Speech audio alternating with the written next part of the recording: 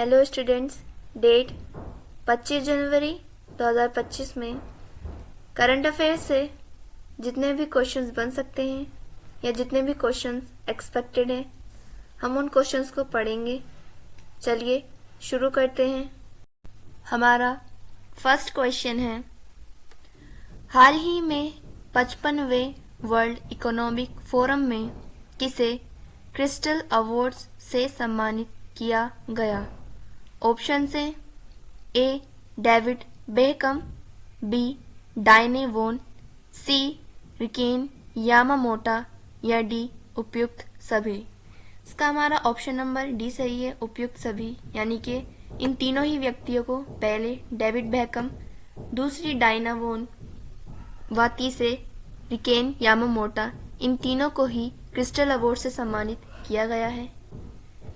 David become एक बहुत बड़े फुटबॉल प्लेयर हैं। डायने वोन ये एक महिलाओं को प्रेरित करने के लिए एक फैशन डिज़ाइनर हैं। रिकेन यामामोटा एक वास्तुकार हैं। इन तीनों को ही 55वें वर्ल्ड इकोनॉमिक फोरम के बैठक में 31वें क्रम का क्रिस्टल अवार्ड से सम्मानित किया गया।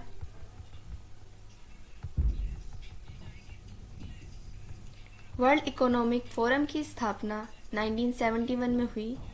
वर्ल्ड इकोनॉमिक फोरम का मुख्यालय जिनेवा, स्विट्जरलैंड में स्थित है। हर वर्ष वर्ल्ड इकोनॉमिक फोरम की वार्षिक बैठक होती है, जो कि दावोस, स्विट्जरलैंड में होती है। 2025 में वर्ल्ड इकोनॉमिक फोरम की जो वार्षिक बैठक हुई, उसका 55वां क्रम रहा। व 55वें क्रम के हर साल दावोस की इस वार्षिक बैठक में क्रिस्टल अवार्ड से भी व्यक्तियों को सम्मानित किया जाता है। और इस बार का जो क्रिस्टल अवार्ड था वह 31वें नंबर का क्रिस्टल अवार्ड था, यानी कि 55वीं वर्ल्ड इकोनॉमिक फोरम की वार्षिक बैठक में 31वें क्रम का क्रिस्टल अवार्ड 3 व्यक्तियों को प्रदान किया गया, डेविड बेकम, डायने वोन व रिकेन यामामोटा, जिसमें डेविड बेकम एक फुटबॉल प्लेयर हैं, डायना वोन एक डिजाइनर हैं व रिकेन यामामोटा एक वास्तुकार हैं। नेक्स्ट क्वेश्चन है, हाल ही में विश्व के सबसे मूल्यवान ब्रांडों की ग्लोबल 500 रैंकिंग 2025 में किसे शीर्ष स्थान मिला? ऑप्शन हैं ए Apple, B Microsoft, C Google या डी अमेजोन। इसका हमारा ऑप्शन नंबर ए सही है, एप्पल।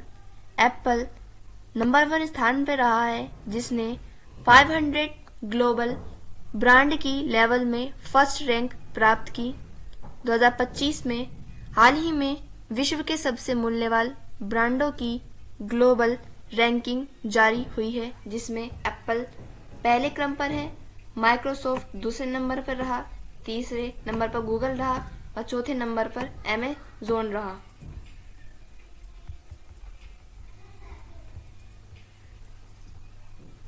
एप्पल विश्व के सबसे मूल्यवान ब्रांडों की ग्लोबल रैंकिंग में रहा। दूसरे स्थान पर माइक्रोसॉफ्ट के मालिक बिल गेट्स हैं। तीसरे स्थान पर गूगल, वर्तमान में गूगल के सीईओ सुंदर पिचाई हैं। व चौथे स्थान पर अमेज़न कंपनी जेफ बेजोस की है, जो कि वर्तमान में पूरे विश्व में दूसरे सबसे अमीर व्यक्ति हैं। भारत की ओर से विश्व के सबसे मूल्यवान ब्रांडों की ग्लोबल रैंकिंग में टाटा कंपनी है, यानी कि भारत की ओर से नंबर 1 कंपनी जो कि विश्व के सबसे मूल्यवान ब्रांडों की रैंकिंग में आई है, वह टाटा कंपनी है। और टाटा कंपनी को पूरे विश्व के ग्लोबल ब्रांड रैंकिंग में 60वीं रैंक प्राप्त हुई। नेक्स्ट क्वेश्चन है, हाल ही में चर्चा में रहा राष्ट्रीय वाणिज्यिक कृषि अनुसंधान संस्थान कहाँ स्थित है? ऑप्शन है ए केरल, बी ओडिशा, सी महाराष्ट्र या डी आंध्र प्रदेश। इसका हमारा ऑप्शन नंबर डी सही है, आंध्र प्रदेश। आंध्र प्रदेश में पहले राष्ट्रीय कृषि अनुसंधान संस्थान स्थित है। पहले वाणिज्यिक कृषि अनुसंधान संस्थान का नाम केंद्रीय तंबाकू अनुसंधान था और अब इसका नाम बदलकर राष्ट्रीय वाणिज्यिक कृषि अनुसंधान संस्थान रखा गया है। आंध्र प्रदेश में स्थित राष्ट्रीय वाणिज्यिक कृषि अनुसंधान संस्थान का नाम बदलने से पहले केंद्रीय तंबाकू अनुसंधान संस्थान में केवल तंबाकू से रिलेटेड पदार्थों पर ही रिसर्च की जाती थी, परंतु नाम बदलने के साथ साथ अब राष्ट्रीय वाणिज्यिक कृषि अनुसंधान संस्थान में अन्य 5 और चीज़ों पर भी रिसर्च की जाएगी, जिसमें हल्दी, मिर्च, अरंडी व अश्वगंधा जैसी चीज़ें शामिल हैं।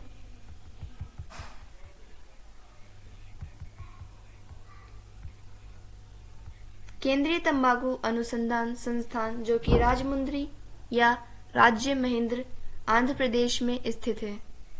केंद्रीय तंबाकू अनुसंधान संस्थान का नाम बदलकर ही राष्ट्रीय वाणिज्यिक कृषि अनुसंधान रखा गया है। नाम बदलने के साथ साथ राष्ट्रीय वाणिज्यिक कृषि अनुसंधान में अब तंबाकू के साथ साथ हल्दी, मिर्च, अरंडी, अश्वगंधा की इन सब 5 की नई नई किस्मों पर रिसर्च की जाएगी। यानी केवल पहले सिर्फ तंबाकू पर ही रिसर्च की जाती थी और अब इन 5 पर रिसर्च की जाएगी। नेक्स्ट क्वेश्चन है, हाल ही में आयरलैंड के प्रधानमंत्री पद पर किसका निर्वाचन हुआ? ऑप्शंस हैं A Michael Martin, B JD Vance, C Nicolas Maduro या डी जोसेफ ओन। इसका हमारा ऑप्शन नंबर ए सही है, माइकल मार्टिन। माइकल मार्टिन हाल ही में आयरलैंड के प्रधानमंत्री पद पर निर्वाचित हुए हैं। जेडी वेंस अमेरिका के 50वें उपराष्ट्रपति के रूप में शपथ ली है। निकोलस मादुरो ये है वेनेजुएला के नए प्रधानमंत्री के रूप में नियुक्त किए गए हैं। वहीं जोसेफ ओन लेबनान के नए राष्ट्रपति के रूप में चुने गए। आयरलैंड के प्रधानमंत्री पद पर माइकल मार्टिन को निर्वाचित किया गया है। माइकल मार्टिन आयरलैंड के दूसरी बार प्रधानमंत्री बने हैं। इससे पहले भी माइकल मार्टिन आयरलैंड के प्रधानमंत्री रह चुके हैं। माइकल मार्टिन से पहले प्रधानमंत्री थे आयरलैंड के, यानी कि आयरलैंड के पूर्व प्रधानमंत्री वह साइमन हैरिस थे। साइमन हैरिस आयरलैंड के प्रधानमंत्री के साथ साथ आयरलैंड के अब तक के सबसे युवा प्रधानमंत्री भी रह चुके हैं। आयरलैंड की राजधानी डबलिन है और आयरलैंड की मुद्रा यूरो है। नेक्स्ट क्वेश्चन है, हाल ही में रक्षा मंत्री राजनाथ सिंह ने युद्ध क्षेत्र निगरानी प्रणाली संजय कहाँ लॉन्च की? तो ऑप्शन है ए तमिलनाडु, बी नई दिल्ली, सी चंडीगढ़ या डी आंध्र प्रदेश। इसका हमारा ऑप्शन नंबर बी सही है, नई दिल्ली।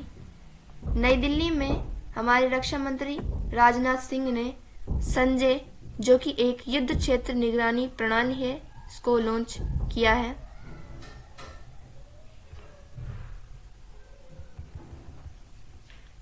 संजय एक युद्ध क्षेत्र निगरानी प्रणाली है जिसे रक्षा मंत्री राजनाथ सिंह ने लॉन्च किया। रक्षा मंत्री राजनाथ सिंह ने संजय को नई दिल्ली में लॉन्च किया है। संजय एक बैटलफील्ड सर्विलांस सिस्टम है, यानी कि बैटलफील्ड सर्विलांस कह सकते हैं या युद्ध क्षेत्र निगरानी प्रणाली कह सकते हैं। यह दोनों एक ही हैं। संदेश स्वचालित है, यानी कि संजय जो है यह एक किसी भी युद्ध को देखते हुए या अपने आप को खुद ही ऑन कर लेती है, खुद ही डिटेक्ट करके स्वचालित हो जाती है। संजय जमीनी और हवाई दोनों ही रूप में इनपुट लेता है, यानी कि संजय आसमान पर रहते हुए भी निगरानी कर सकता है और जमीन पर रहते हुए भी युद्ध क्षेत्र में निगरानी कर सकता है, इनपुट लेता है। वह सटीकता के साथ निगरानी करता है, यानी कि संजय की जो निगरानी करने की प्रोबेबिलिटी है वो बहुत ज़्यादा सटीक है, ये बहुत ज़्यादा सटीकता के साथ करता है। राजनाथ सिंह ने इस युद्ध क्षेत्र निगरानी प्रणाली जिसका नाम संजय है इसका नाम संजय इसलिए रखा गया क्योंकि महाभारत में युद्ध के समय युद्ध में क्या चल रहा है इस सब पर निगरानी संजय का रखता था और उसी के नाम पर इस युद्ध क्षेत्र निगरानी प्रणाली का नाम भी संजय पड़ा। नेक्स्ट क्वेश्चन है, हाल ही में अंतर्राष्ट्रीय शिक्षा दिवस 2025 कब मनाया गया? ऑप्शंस हैं ए 21 जनवरी, बी 22 जनवरी, सी 23 जनवरी या डी 24 जनवरी। इसका हमारा ऑप्शन नंबर डी सही है, 24 जनवरी। 24 जनवरी को अंतर्राष्ट्रीय शिक्षा दिवस मनाया जाता है। वहीं 24 जनवरी की तारीख को भारत में राष्ट्रीय बालिका दिवस भी मनाया जाता है। 23 जनवरी को पराक्रम दिवस मनाया जाता है। 23 जनवरी को पराक्रम दिवस नेताजी सुभाष चंद्र बोस के जन्म दिवस के उपलक्ष्य में मनाया जाता है और हाल ही में 118वें क्रम की नेताजी सुभाष चंद्र बोस की जयंती को मनाया गया। 24 जनवरी को अंतर्राष्ट्रीय शिक्षा दिवस मनाया गया। अंतर्राष्ट्रीय शिक्षा दिवस 2025 में 7वें क्रम का था। इस बार मनाए गए अंतर्राष्ट्रीय शिक्षा दिवस का थीम आर्टिफिशियल इंटेलिजेंस व शिक्षा था। यानी कि 2025 में जो अंतर्राष्ट्रीय शिक्षा दिवस मनाया गया यह 7वें क्रम का अंतर्राष्ट्रीय शिक्षा दिवस मनाया गया। अंतर्राष्ट्रीय शिक्षा दिवस मनाने की शुरुआत जनवरी 2019 से हुई, यानी कि जनवरी 2019 से 2025 में ये 7वें क्रम का मनाया गया। 24 जनवरी को भारत में राष्ट्रीय बालिका दिवस भी मनाया जाता है, यानी कि 24 जनवरी को इंटरनेशनल तौर पर अंतर्राष्ट्रीय शिक्षा दिवस मनाया जाता है व राष्ट्रीय तौर पर राष्ट्रीय बालिका दिवस मनाया जाता है। इस बार मनाए गए राष्ट्रीय बालिका दिवस का थीम था भारत के भविष्य को मजबूत करना, यानी कि 24 जनवरी को जो राष्ट्रीय बालिका दिवस मनाया गया इसका थीम था भारत के भविष्य को मजबूत करना। भारत के सस्टेनेबल डेवलपमेंट गोल का चौथा गोल भी क्वालिटी एजुकेशन की बात करना है। भारत के जो 17 सस्टेनेबल डेवलपमेंट गोल है उसका चौथा गोल यही कहता है कि क्वालिटी एजुकेशन की बात की जाए, यानी कि क्वालिटी एजुकेशन पर अधिक से अधिक ध्यान दिया जाए और इन 17 गोलों पर भारत जो है अपनी पूरी तरीके से अमल करने की कोशिश कर रहा है। नेक्स्ट क्वेश्चन है, हाल ही में ऑस्कर 2025 के लिए सर्वश्रेष्ठ लघु फिल्म लाइव एक्शन श्रेणी में किसने नामांकन हासिल किया? ऑप्शन है ए द एलिफेंट विस्पर्स, बी लापता लेडीज, सी अनुजा या डी पुष्पा 2। इसका हमारा ऑप्शन नंबर सी सही है, अनुजा। अनुजा जो कि एक शॉर्ट फिल्म है, इसको हाल ही में ऑस्कर की सर्वश्रेष्ठ लघु फिल्म शॉर्ट फिल्म जिसको लाइव एक्शन भी कहते हैं की श्रेणी के लिए नामांकित किया गया है। भारत की ओर से अनुजा फिल्म एक शॉर्ट फिल्म की लिस्ट में ऑफिशियल एंट्री लेने वाली फिल्म है। वहीं भारत की ओर से लापता लेडीज ने ऑस्कर की फिल्म में बेस्ट फीचर फिल्म की लिस्ट में ऑफिशियल एंट्री ली थी, जो कि अब ऑस्कर की लिस्ट से बाहर हो चुकी है। ऑस्कर अवार्ड या जिसे हम लोग अकादमी अवार्ड भी कहते हैं में भारत की ओर से ऑफिशियल एंट्री लापता लेडीज ने ली थी, जो कि अब बाहर हो चुकी है। ऑस्कर अवार्ड मार्च महीने में बांटे जाते हैं और इस बार मार्च 2025 में यूएसए के लॉस एंजलिस शहर में ऑस्कर अवार्ड्स को डिस्ट्रीब्यूट किया जाएगा। हाल ही में जो है लॉस एंजलिस में एक भीषण आग लग चुकी है और जिस पर जो है यूएसए की गवर्नमेंट काबू पाने की कोशिश कर रही है और मार्च के महीने में ऑस्कर अवार्ड्स भी लॉस एंजलिस में ही डिस्ट्रीब्यूट किए जाएंगे। 2025 में ऑस्कर अवार्ड 97वें क्रम का होगा।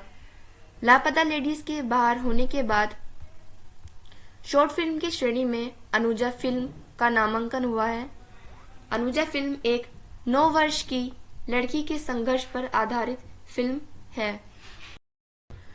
नेक्स्ट क्वेश्चन है, हाल ही में 27वीं अंतर्राष्ट्रीय ग्लास कांग्रेस 2025 का आयोजन कहाँ हुआ? ऑप्शन है A Italy, B Germany, C Japan या डी भारत। इसका हमारा ऑप्शन नंबर डी सही है, भारत। भारत ने 27वें क्रम की अंतर्राष्ट्रीय ग्लास कांग्रेस 2025 का आयोजन किया।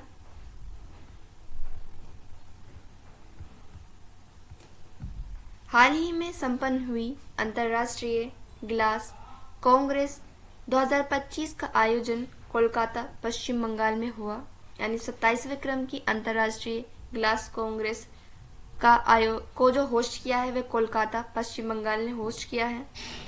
अंतर्राष्ट्रीय ग्लास कांग्रेस की बैठक 20 जनवरी से 24 जनवरी तक चली। यह 27वें क्रम की बैठक थी। वह 27वें क्रम की अंतर्राष्ट्रीय ग्लास कांग्रेस का जो थीम था वह था ग्लास, टिकाऊ समाज के लिए स्मार्ट सामग्री। 27वीं बैठक से पहले जो 26वें क्रम की अंतर्राष्ट्रीय ग्लास कांग्रेस का आयोजन हुआ था वह जर्मनी के बर्लिन में हुआ था। वह 28वें क्रम की जो अंतर्राष्ट्रीय ग्लास कांग्रेस की बैठक होगी वह जापान के फुकुओका स्थान पर होगी। नेक्स्ट क्वेश्चन है, हाल ही में वर्ल्ड पिकलबॉल लीग का पहला संस्करण कहाँ प्रारंभ हुआ? ऑप्शन से ए कोलकाता, बी बेंगलुरु, सी पुणे या डी मुंबई। इसका हमारा ऑप्शन नंबर डी सही है, मुंबई। मुंबई जो है पहली बार वर्ल्ड पिकलबॉल लीग की जो है मेजबानी करने वाला है। यानी कि पहले ही पिकलबॉल लीग का जो संस्करण होगा वह मुंबई में होगा। पिकलबॉल लीग का पहला संस्करण मुंबई, महाराष्ट्र में होगा प्रारंभ, और हाल ही में ये प्रारंभ भी हो चुका है। पिकलबॉल लीग में 6 टीमें खेलेंगी। इसी के साथ साथ जो हाल ही में खेलो इंडिया विंटर गेम्स 2025 का पहला चरण लेह लद्दाख में शुरू हो गया है और दूसरा चरण फरवरी माह में जम्मू कश्मीर में होगा। नेक्स्ट क्वेश्चन है और ये हमारा लास्ट क्वेश्चन भी है, हाल ही में देश का दूसरा सबसे बड़ा निर्यातित उत्पाद कौन सा है? यानी कि भारत देश से सबसे ज्यादा जो कि दूसरे क्रम का सबसे बड़ा निर्यातित उत्पाद है वह कौन सा है? तो ऑप्शन से ए ऑटोमेटिव डीजल ईंधन, बी रत्न आभूषण, सी स्मार्टफोन या डी ऑटोमोबाइल। इसका हमारा ऑप्शन नंबर सी सही है, स्मार्टफोन। स्मार्टफोन के मामले में यानी कि हमारे देश भारत से सबसे ज्यादा जो दूसरा निर्यातित उत्पाद है वह स्मार्टफोन्स है। वहीं जो सबसे ज्यादा भारत से सबसे ज्यादा नंबर 1 पर है, जो सबसे ज्यादा निर्यातित उत्पाद है वह ऑटोमेटिव डीजल ईंधन है। इस बात की घोषणा WTO वर्ल्ड विश्व व्यापार संगठन ने की है, वर्ल्ड ट्रेड ऑर्गेनाइजेशन ने की है।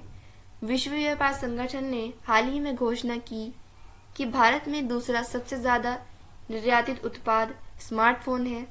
स्मार्टफोन में भी जो सबसे 2 बड़े ब्रांड हैं जैसे एप्पल और सैमसंग। एप्पल USA का ब्रांड है, वहीं सैमसंग साउथ कोरिया का ब्रांड है। भारत में जो पहला सबसे ज्यादा निर्यातित उत्पाद है वह ऑटोमेटिव डीजल ईंधन है। WTO की स्थापना 1 जनवरी 1995 को हुई। WTO का मुख्यालय जिनेवा, स्विट्जरलैंड में स्थित है। वर्तमान में WTO की हेड नागोजी ओकांजा-इवेला हैं। यह WTO की दूसरी बार हेड निर्वाचित हुई। WTO में कुल 164 देश शामिल हैं और हाल ही में जो देश शामिल हुआ है वह अफगानिस्तान शामिल हुआ है। स्टूडेंट्स, ये क्लास हम यही ख़त्म करते हैं।